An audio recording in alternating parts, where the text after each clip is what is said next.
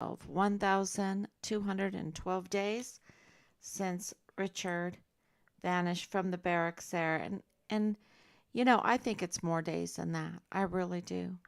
Um, we've been working very hard trying to um, get the timeline right. And because of the lack of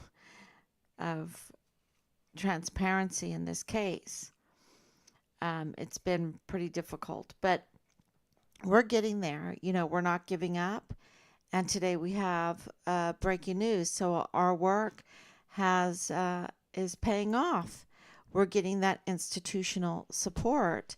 And I can say at day 1,212 days since Richard um, vanished, uh, code red, suffered code red, terrible retaliation for being a whistleblower, for wanting to help children, for wanting to help a young mother, um, wanting to stop the weapons smuggling, wanted to stop the narcotics trafficking, and of course the human trafficking, of course the child pornography production, um, and he did more for Fort Bliss than any of these generals.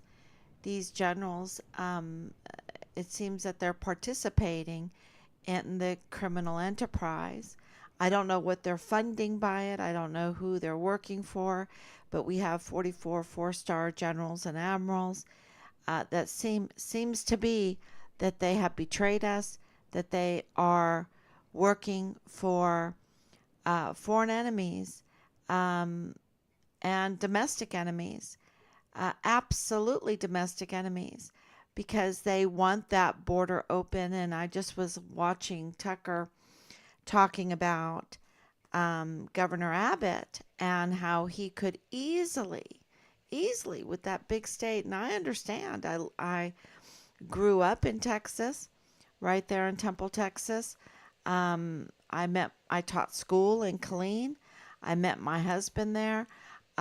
We were married on Fort Hood, now Fort Cavazos. Our daughter was born in Killeen. And, you know, so I definitely understand. I went to school in El Paso.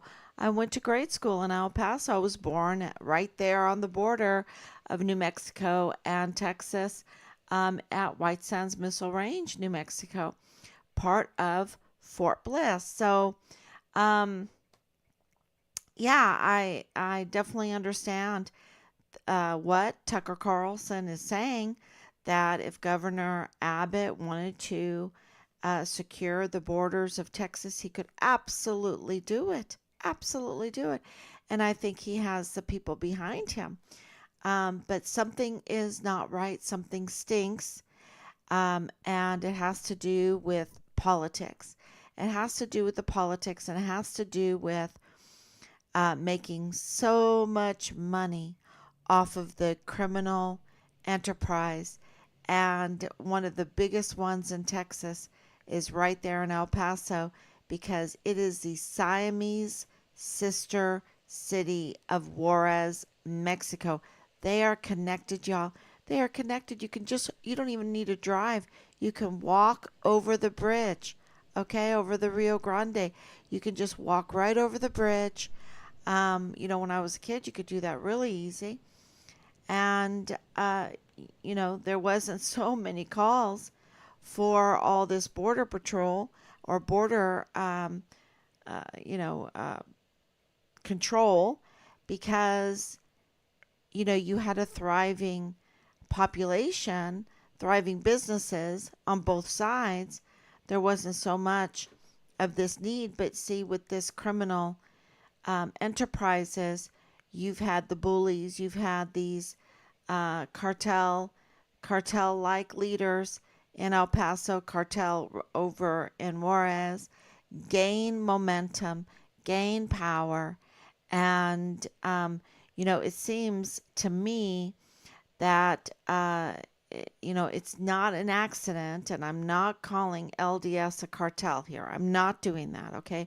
I'm not calling the Mormons, the Church of Jesus Christ of Latter-day Saints, cartel like, okay? I'm not doing that.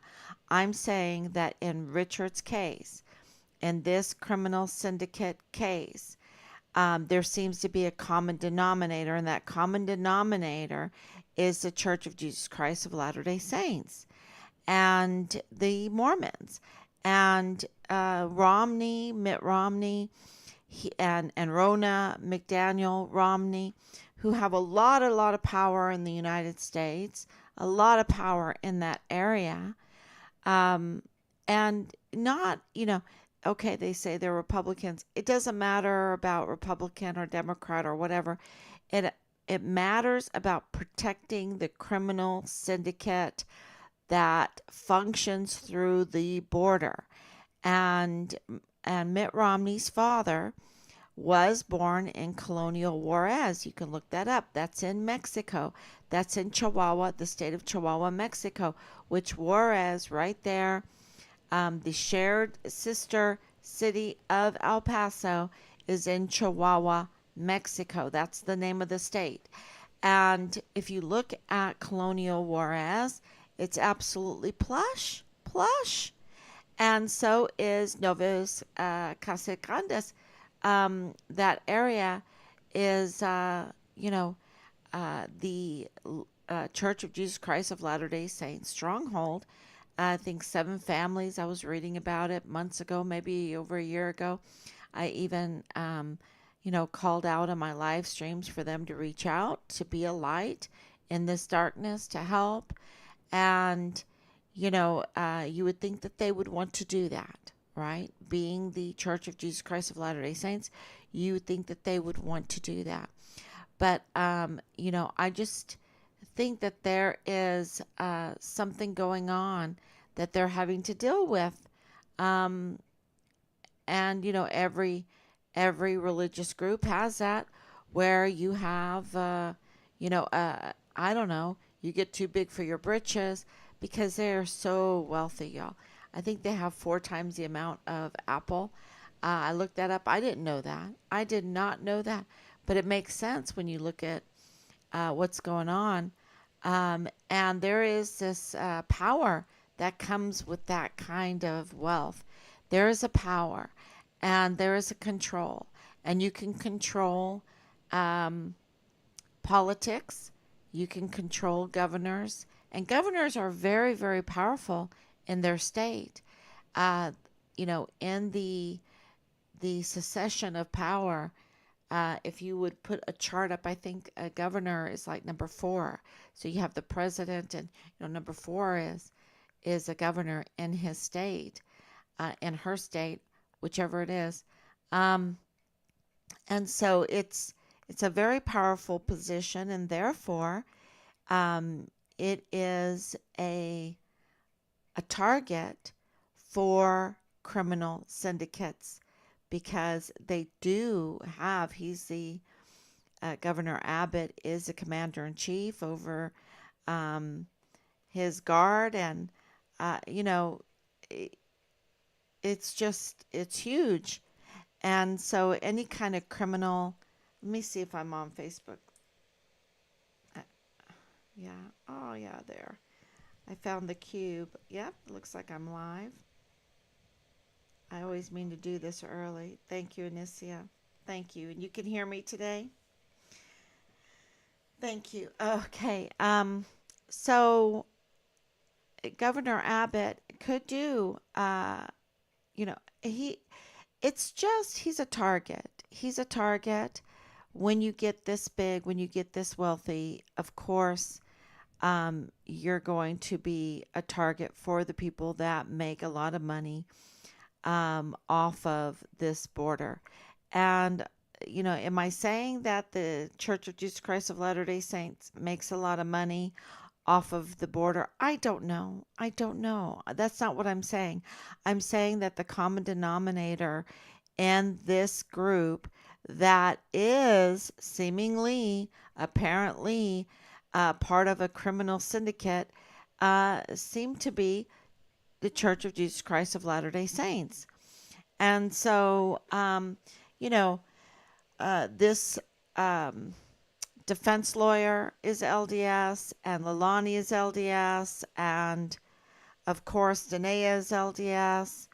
And they're good friends. They're good friends. They're cut from the same cloth. They are both convicted criminals. They both go to the media to give false witness statements, to interfere and obstruct justice. They both are con artists and want to manipulate the narrative, going to family. And, there seems to be a connection with insurance, okay? Because Danae told the PI that she was in the insurance business, okay? Now, she's not registered as the insurance business, but she says she's in the insurance business. So I don't know, with her being a con artist, if she's um, practicing insurance policies or whatever she's doing with insurance policies illegally. And this seems to be coming out of 3705, 3905 Bliss Avenue. So Leilani Hart seems to, run this con artist training ground, and, a lot of conning going on. And of course, seemingly these properties are owned by William Beaumont Army Medical Center and in connection to the mortuary affairs. That just, I just cringe. Um, and so today has been a huge day because we have breaking news that Richard's case is breaking open. It's breaking now. The last few days, I said that Leilani Hart's arrest is imminent, and that's exactly what we're being told. That her arrest is coming, and so as soon as I know, as soon as I hear about that, I will absolutely tell you. Do many more need to be arrested? And do we have a legal basis for their arrests? Yes. Yes. And right now, today, we're being told that they're formulating, um, I guess, their prosecution. I guess because they have the legal basis for the arrests, and for many. So I can say that they all need to be arrested, and I absolutely am standing on a legal basis for that. I'm not talking out of being emotional. I'm not allowed to be emotional, right? So I'm not speaking from an emotional standpoint. If I was speaking from an emotional standpoint, I would not stop at arrest, okay? I would not stop at arrest. The death penalty would definitely be on the table for me, um, especially after looking at I found the picture cube today and finding out, ooh. So I'm not speaking from an emotional point of view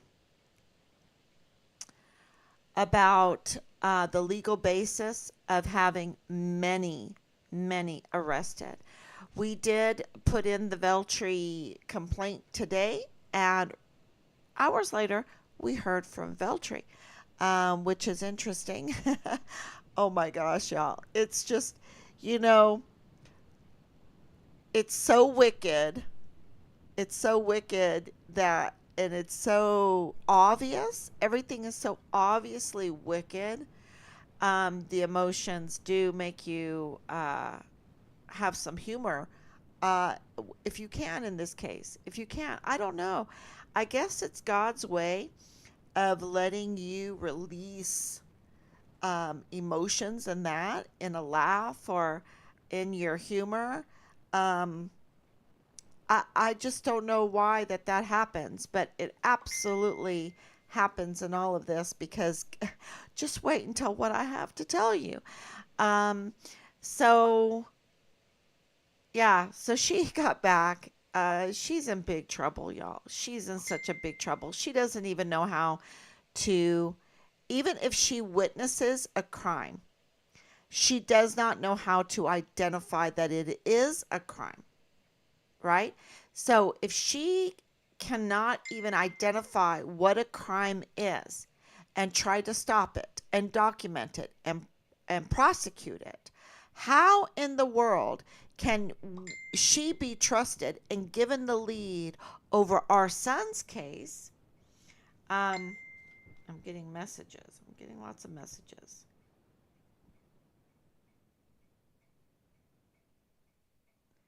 Let's see. Make sure everyone can hear me. Okay. Thank you so much, Anicia. Thank you for your prayers. Thank you for your love. Thank you, Grace, for your prayers and your love and your hope and the red balloons for Richard. Richard's color always in our family was red. Like when you have four kids, it's like you have to color code. You have the red cup and you have the red toothbrush and you have the red blanket and the red. Um, so his color was red, the red scarf, and um, anyway, thank you so much for that. So, if a senior special agent, Jessica Veltri, in the Quantico cold case, which means that, they don't know what happened, or the very violent crimes unit. Okay, it's both. It's a cold case and extremely violent crime case, right? Um, if she cannot even identify what a crime is and she can't stop it when she is witnessing it or even document it to prosecute it, how could she be trusted in our son's case and the violent crimes that have been committed? The crimes to to be able to identify the crimes in Richard's case, which are many, many, many. I mean, there's so many. She has failed even to investigate the Fugitive Apprehension Unit that violated our civil rights, and that was her job to do. So because she doesn't even know how to identify a crime.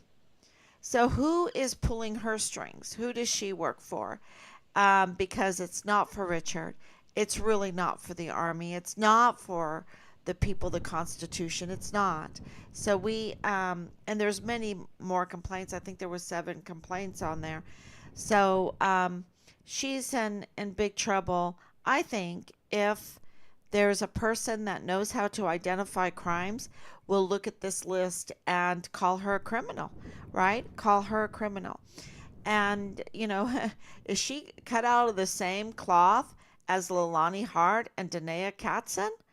I just, to be a false witness, to take on a persona and a government job, to abuse that government job, to use that government job, to take advantage of the government job, to extort the illegally, maybe money launder, create.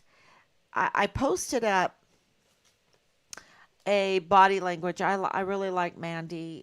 She reads body language, and I posted up her latest video, and it's about a case in the rap community, and what she points out about what this lady is revealing and exposing very courageously to the world, especially the rap world, is that politics can be manipulated to protect the superstars.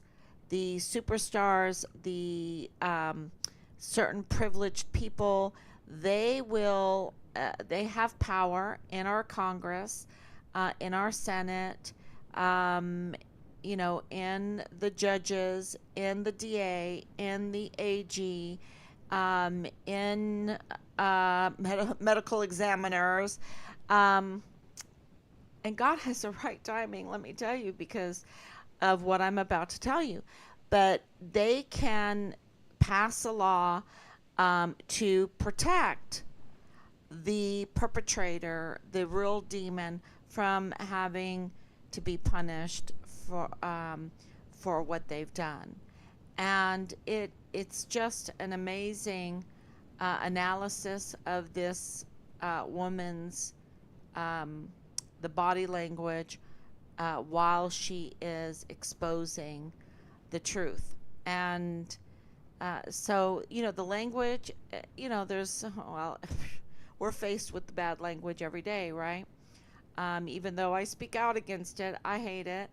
And I'm not totally innocent either, because it rubs off. And that's what I hate about it. It rubs off, right? And we start using it. I rather try to pause and express the disgrace, the disgust, the violence, the vile attitudes in other words. I think it describes it better. I think some people have a real gift for gab, real gift for vocabulary, and I'm always jealous of their huge vocabulary. I'm getting warm because of what I'm about to tell you. So the levels of people that have money, the levels of what they go to protect whoever's privileged. And in this case, I believe it's the generals. I believe Major General Clem Coward is a small fish in this. I believe it's General Garrett. I believe it's some politicians in that El Paso area. And I believe it is people that have businesses that contract with the government, that have big businesses, that have big contracts with the government, or or those that wish to have big contracts with the government, and they need to get their business up and going and funded before they can get the contract, right? They have to be something that the government wants so that they could get the big contract. And so this is my opinion of what's happening. And so in order to get their business going, and how hard it is to have your own business, and during the whole COVID, what a disaster that was.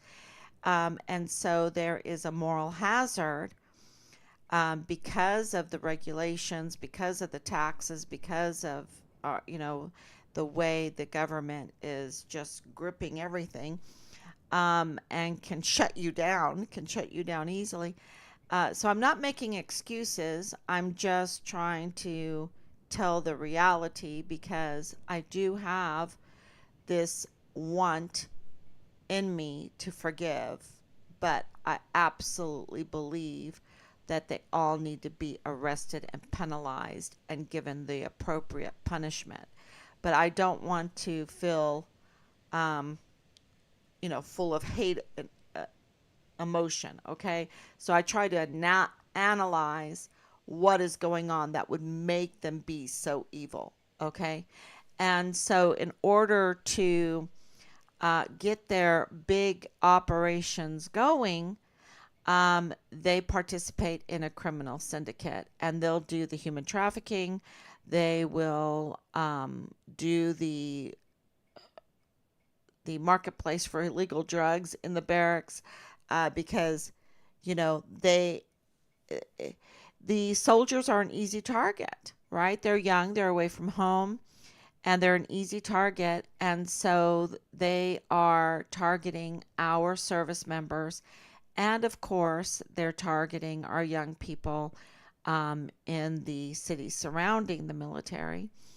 And, there's big money because the soldiers get a paycheck. They get a paycheck.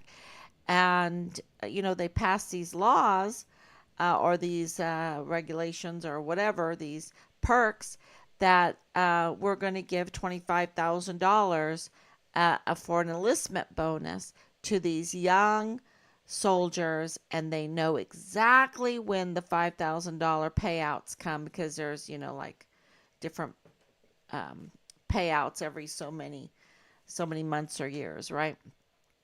And they know exactly when that's going to happen. And so it really is a business plan, and they, uh, bring in a 14-year-old girl to live in the barracks and prostitute them out to these soldiers.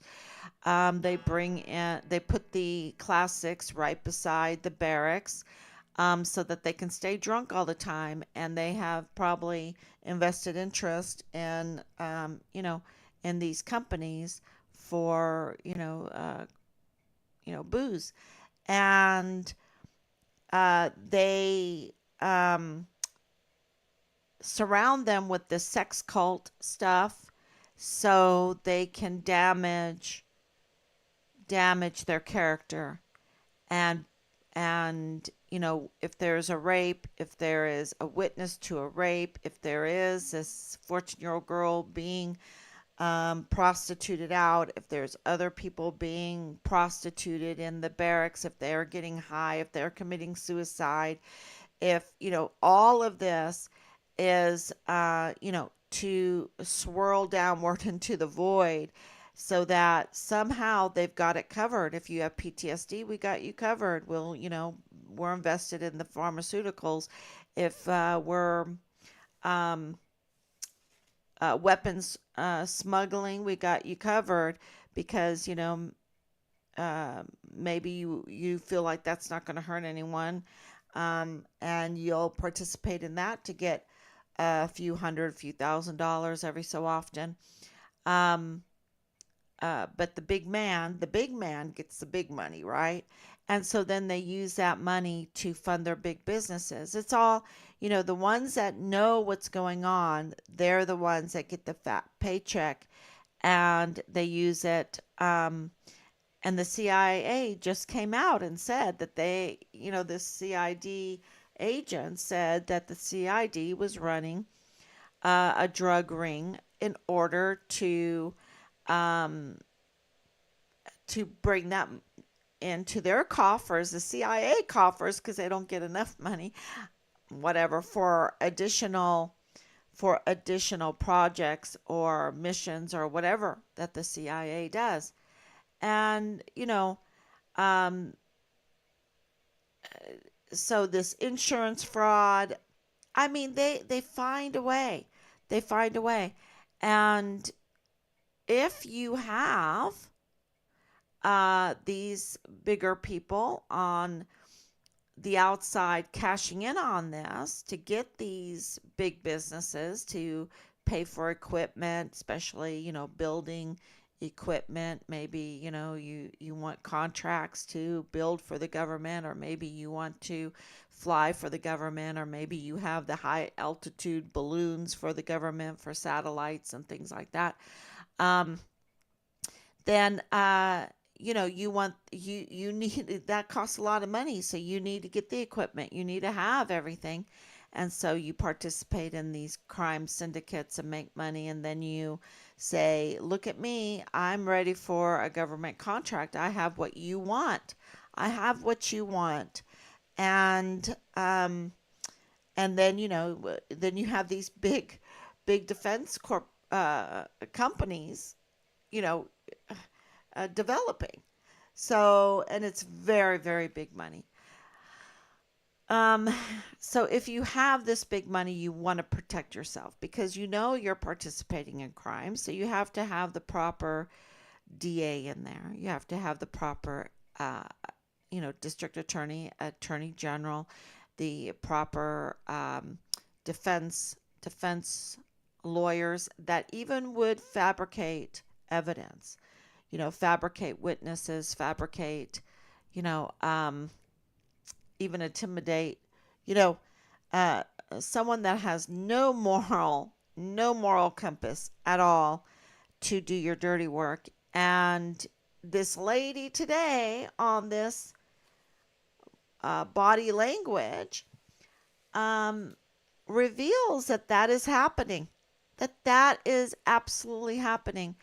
And in Richard's case, what's breaking now, and let me give you some backstory about what we've been working on. So, Team Find Richard Halliday has been working on sharing, right? And we have been working on writing letters to all the uh, anybody in law enforcement or our government, politics, everything. And Rob, of course, behind the scenes with our family, we when we started getting bullied and harassed, and even my mother was getting harassed, even when my father was sick. I mean, these people have no humanity left in them. I mean, it is so bad. Um, so we decided that really, I would be the face. I would be the PAO. I'm the PAO for Find Richard Halliday. Um, for Team Find Richard Halliday. So to uh, focus, and it was really a gift because it allowed everybody else to focus on the behind the scenes work that had to be done in order to keep Richard in the spotlight, somewhat in the spotlight. We um, really have our suspicions that the judges in Richard's case have put a gag order on, have put a seal on his case, and prevented the media from reporting on this case. We really believe that there is a legal order for the media not to cover this case. Um, it just seems that way, and we're getting somewhat that information. Um, that doesn't That's just a bonus for today. It's not our breaking news. Our breaking news that's breaking uh, this case open is that there are irregularities with the district attorney that are now being exposed, and that our son's case has been mingled together with the Walmart case, the Walmart mass shooting case, that the Walmart mass shooting case is being investigated for a reason because it's mingled with Richard's case, and it's these same people, same defense attorney, um, and the judge. There's irregularities with the district attorney. What all happened between Yvonne Rosales and the elected district attorney versus just someone that was brought in, and the DA is the one that prosecutes. Okay, the DA is the one. I'm learning all of this. You would think that I would know it, but I'm learning all of this. Um, and the DA is like a big dog of Veltri. I hope I'm saying that right. Um, but they have to identify the crime. So they have to know crime in order to identify crime. And when they identify the crime, they have to document the crime. And then they have to prosecute the crime. And so they are the prosecutors. So they identify the crime, they then document the crime, and they prosecute the crime. And that's their job, okay? So with Richard's case, they've always been involved, okay? They've always been involved. And that's how we knew that Leilani Hart was all over Richard's file, because her notarized affidavit was all over the file, was part of the file of Richard's file. And it's these same people in the Patrick Crucius case, which was happened in August of 2019, the mass shooting, 23 people killed. But it was the same medical examiner that is on our autopsy report for Richard. Okay, this doctor Rascon Ortiz. Rascon, I hope I'm pronouncing it right. I don't think I am. Rascon Ortiz. That is on there that we have been inquiring about, that presided over Richard's autopsy and death certificate and all of that. Okay, that's what we are getting. That's what we have inquired. But until today, I mean, they have avoided and the uh, answering any of our questions at all, which is also illegal. So they rather commit a crime than do their duty and tell us yay or nay about Rascon Ortiz, Dr. Rascon Mario A. Rascon Ortiz. And so there are, and I'm going to hold off to tell you exactly all the irregularities with the medical examiner, because he's the same medical examiner that presided over the Walmart case. Okay, all of those that died during the mass shooting, and so and there's irregularities because a medical examiner is like a judge. Okay, they have to judge how this person died.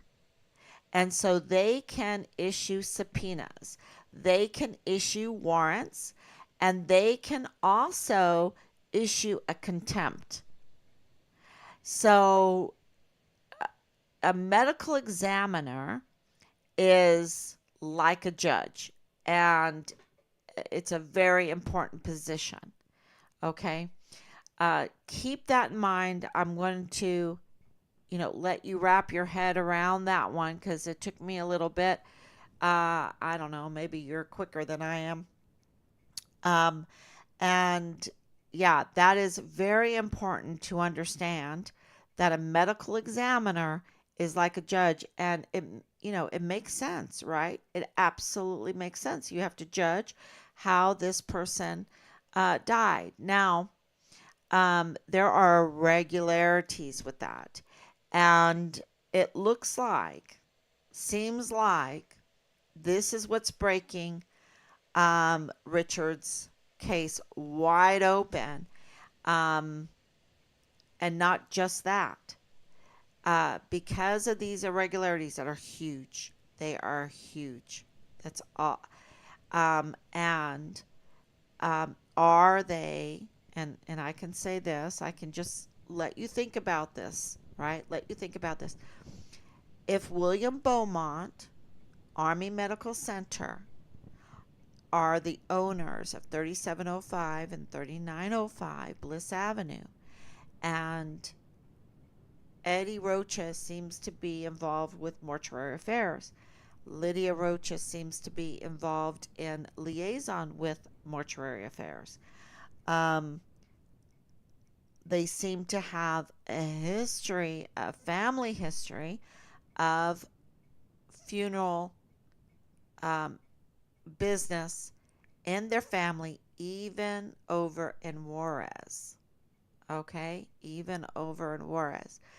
Um, what's going on in those houses? What's being used there? What's going on?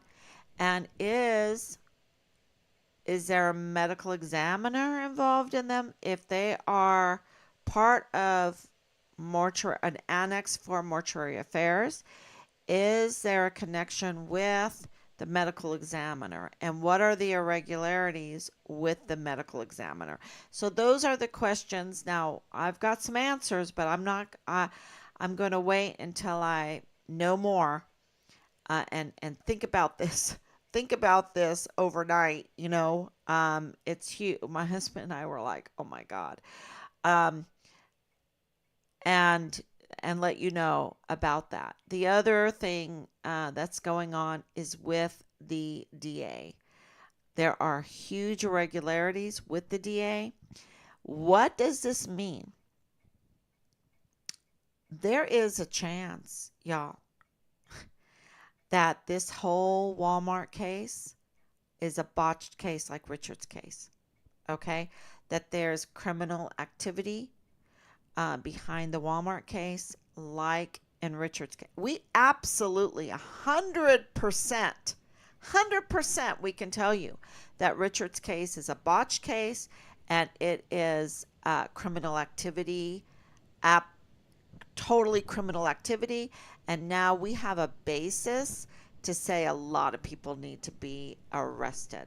A lot of people, not from emotion, but we, as of today, we have so much anyway, but now really, because we're getting institutional support and all of the evidence that we have been collecting, and a major part of that is the monies, the millions of dollars, and we requested open records for both the Patrick Crusius Walmart case, the defense of Patrick Crusius, and also Richard Halliday case. And we wanted to know because the same people were involved in both cases. And so we wanted to, because we have the right to that transparency, to look at that information, especially the money. Always follow the money, right? Follow the money, follow the money, follow the money, right? And I even suggested, and I got really a lot of hate for this, is saying, have you uh, gotten warrants? Have you looked into Richard's units, leaders' bank accounts?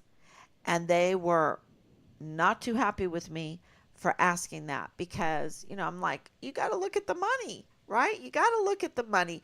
That is, very important for any investigation. That, so, and the response of that was so insane, that it created red flags, more red flags for us. So there is irregularities with the medical examiner, and the same medical examiner is for the Walmart case than what we also have for Richard's case. And of course, we have no body, right? We have no body because, they don't want to give it to us. They don't want to give it to us because, oh my gosh, yeah, they don't want to have another Guillen, but this is beyond Guillen now. And that is no disrespect for Guillen, but Richard is a Vanessa Guillen first absent soldier.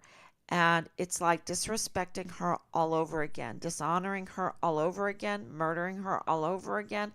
And so this is beyond this. Um, it's just a contempt for our service members. That's what this is.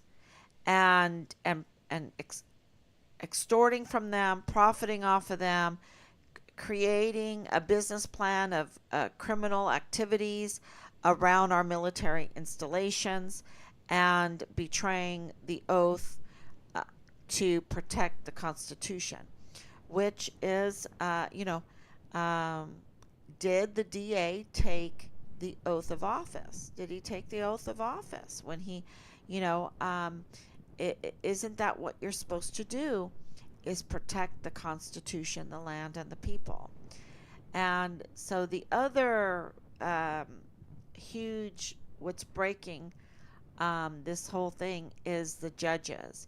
The judges seem to be similar, and we're still getting that information together. But it really is looking, mm, there's irregularities with the judges, okay? With the Petrocrucius case, the Walmart case, and they are still, just what was it last month? What was his name? What was his name that is part of the Spencer, Joe Spencer? He got on the news and he was like, oh, well, we're having a hard time getting evidence or whatever. I mean, you're in like 4 years and are you like Veltri that you didn't do a physical investigation? Right? Are you like Veltri didn't do a physical investigation? You can't identify evidence. You can't identify a crime. You can't document evidence. You can't document a crime. You can't prosecute evidence. You can't prosecute a crime. It's just the incompetence or the cover up, right? It's the incompetence or a cover up, working for someone else besides who pays their bills. And maybe someone else pays their bills because they're getting money on the side. I don't know. But I can just tell you this, it's looking very botched to me. It looks like a botched Walmart case, and with the same people that botched Richard's case. And we are 110. Can I do 110? Can I do 120? Can I do 1,000% sure that Richard's case is a botched case? And I really believe that Veltri is a criminal. I believe that General Garrett is a criminal. I believe that David Stewart is a criminal. I believe that Command Sergeant Major Jerry Jackovitz is a criminal, and Jay Pollan is a criminal, and McConville and Mealy and Donna Martin and Sean Bernabe and James Eisenhower. I believe they are major criminals in this, and it's breaking open, because they had their duty to get justice for Richard, and they rather retaliate against him continuously and severely even after his murder. Okay? And, that is very clear to us. So, but it looks like the same thing is with the Walmart case. And, 23 people died in that. 23 people. And, it's just, and I do believe, if someone can tell me if the creature that, and it's interesting, the news about this death row inmate that in 2001 kidnapped out of what, took this little girl, 5-year-old girl, out of Walmart. Can you imagine the horror that poor mother has suffered for over 2 decades, way over 2 decades now? Um, oh my God, I just can't even imagine. And what they're saying is that he murdered her, right? But they're not saying that he raped her. Am I allowed to say that on here? That he sexually assaulted her? I mean, this is a monster. This is an absolute monster. And this happened in 2001, and they're just now, um, when a judge, and not even a conservative judge, right, says, I sentence you to death. You know that crime was just unspeakable, right? I mean, when there's nothing left to say except for, I sentence you to death, then you know that crime was unspeakable. And that was in 2001, and they're just now, and I think he was executed today. Um, and so that is really, that's very good news for the world. Um, and I don't know if 3 years ago I would say things like that. I don't know. But to hear over and over not just all the crimes committed in our son's case, but from so many parents, so many family members, of others that have suffered terrible, terrible situations. Um, you know, there. I think we need to get serious on crime, right? We need to get serious on crime. And if the crime is institutional, right? If they're using our institutions to manipulate to commit the crime, to not only commit the crime, but to develop the crime, and to involve our institutions and our money to commit crimes against us. Um, wow, that to me that's treason. Um, and I think today with all the information, I'm still waiting for more information, and this is coming from lawyers. This is coming from, we asked for the open records from Miss Amy Snoddy about the money spent on Petra Crucius and Richard's case. We have been getting information that puts that into the millions. For Richard, over 20 million is the highest number. A conservative number is over 9 million, right, to cover up this case. For Patrick Crucius, we're getting a a little less, which is interesting, right? So how did that all happen? Why? What was all that money spent on? Because a lot of money had to be spent on the Walmart case to prosecute that case. I don't know. But, if they would give us the information that we legally are supposed to have, then we could read it for ourselves, you see. So it's, what do I think happened in Richard's case? I think that he pulled on a string of this criminal syndicate, this big money making for people that have big aspirations in developing companies, that can get contracts with the government or even has contracts and they want to keep it going. They want to keep up with the competition, I guess, or whatever. And with the lack of wars, because you have to remember this happened in 2020, and there was, this down with the wars. Trump is the only president for a long time that didn't start a new war. This is not good news for these contractors, right? Because they depend on war. Um, so there was not war, and then all of a sudden the COVID was coming in, and this election, so it was very political. You just have to put the environment in there, and I think he pulled on uh, one of their one of their methods of earning some money to keep their business going, maybe during the COVID, maybe during the election, where they knew that the economy would not be so great because there's no war. Um, and, he pulled on one of their methods of criminal money making, be it whatever, and they decided to code red him. That's first they wanted to retaliate, and when he stood his ground, they code redded him. So I definitely believe this is an internal crime, that it was an internal hit. I think it was an ordered hit. Okay, that's what I think.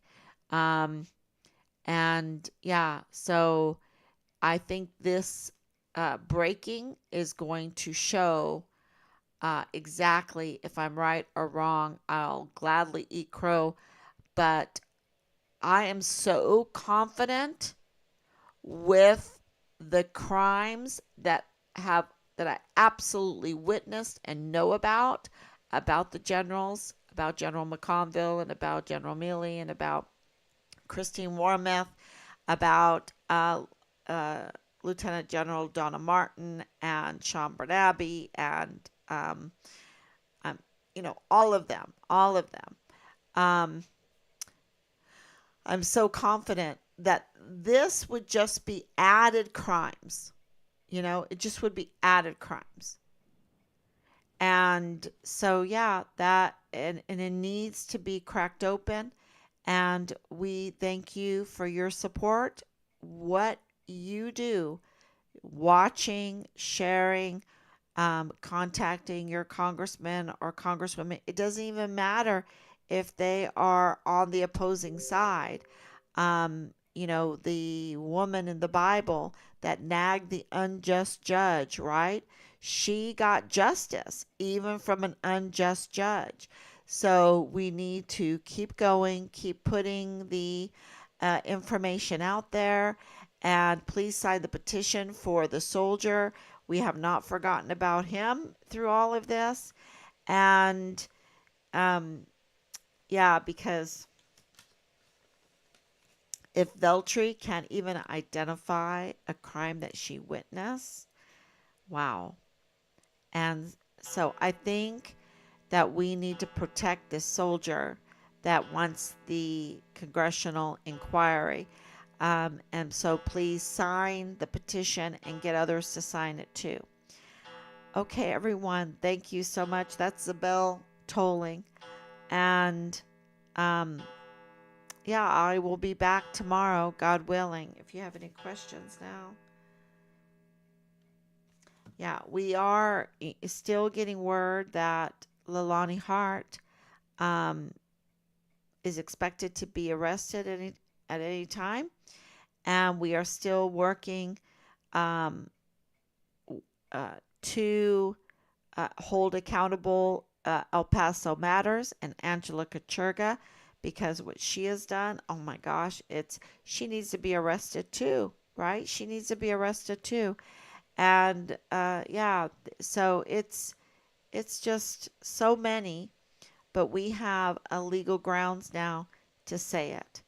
And tomorrow I will absolutely, as soon as I wrap my head, I need just a little bit more time to uh, analyze the information that was coming in today. So thank you so much. God bless you. And I will be back tomorrow, God willing. Bye bye.